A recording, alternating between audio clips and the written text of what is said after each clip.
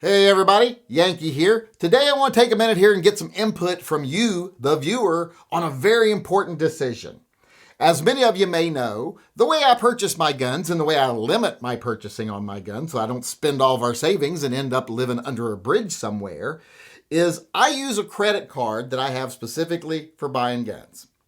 And every time I buy a gun, one gun, doesn't matter how much it is, I can't buy another one until I've completely paid off that credit card.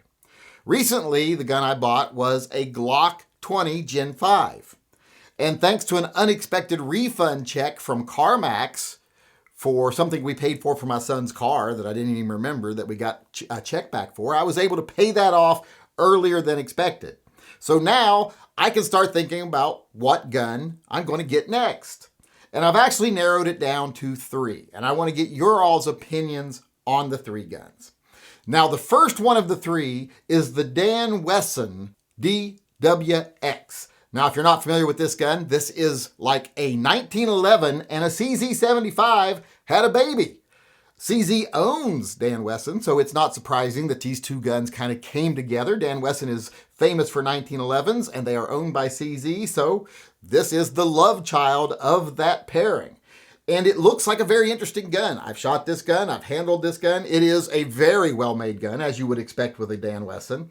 This is an all-metal, single action only, double stack 9mm pistol. This would be a great competition gun. And I do believe you could carry it also, although I bet it's a little bit big and a little bit heavy, but I don't mind big and heavy guns. So it could even be a carry gun. Now, one thing about this gun is it isn't cheap. The MSRP is just under $2,000. So this would be a gun, if I bought it, it's going to be a little while before I can get another gun because it's going to take me a little while to pay it off. But still, I think this gun would be worth it. And that's option number 1, the Wesson DWX. Now, the number 2 option is a gun I already have one of, but I don't have one like this. It is an Altamont Engraved Colt Python. They do a beautiful engraving job on these guns. It isn't just like machine engraving where it's just kind of like scratched into the surface. It isn't laser engraving where it's just kind of like a black pattern pushed into the surface. This is true engraving. They use a proprietary method of combining laser and hand and other kind of things to get a really good result. And this gun is beautiful. It is a .357 Magnum Colt Python. I don't need to explain any of that to you all. But what makes this gun special, like I said, is the engraving from Altamont. Now, the only downside is this is the most expensive gun of the 3 I am considering. But it's not as expensive as you might think, because I have a little card from the Altamont people that say, hey, I can get the SHOT Show pricing on this gun, which puts it at about $2,100 before taxes and shipping. So that is an amazing deal on this. On their website, they're much more. So this is an opportunity I'm afraid if I don't take advantage of soon, I might lose out on. But it is kind of an expensive gun to buy something I already have just because it's purty. So if I bought this gun, it would take even longer to pay off than the Wesson. So it would be a while until I could buy another gun. But like I said, with the Wesson, I think it would be worth it because how often do you get a gun this pretty? This could become my new favorite gun, at least my favorite barbecue gun if I bought it. So it does have a place in my collection, even though I already have 2 Colt Pythons, a 4-inch and a 3-inch.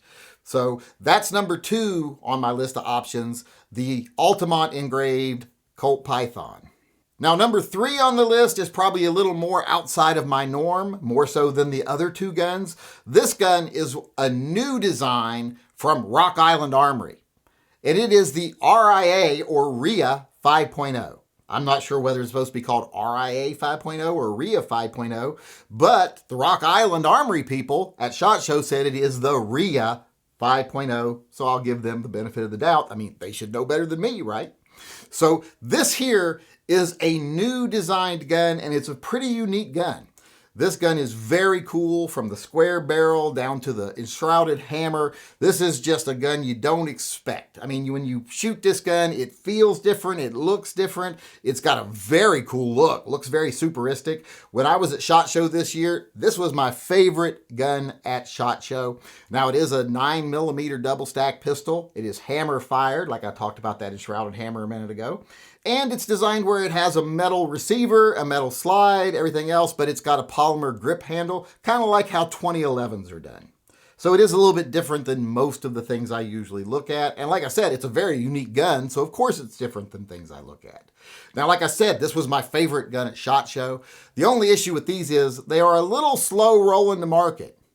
They're hard to find. I know some people that have purchased them already, but I have not been able to find one yet. So if I decided on this gun, it would be a little while before I could actually find one.